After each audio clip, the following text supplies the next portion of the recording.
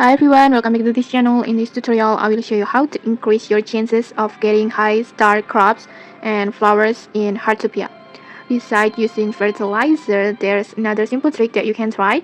Just ask your friends to help water your plants. When your friends water your plants, you will notice a sparkling icon above the plants like this. Like this.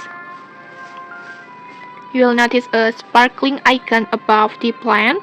Like originally this star only has 4 legs like this, but after a friend waters it, for example I want to water it like this. From the original has 4 legs like this, and after watering, a small extra lines will be appeared between two of legs like this. You will notice it. It has a small lines like this.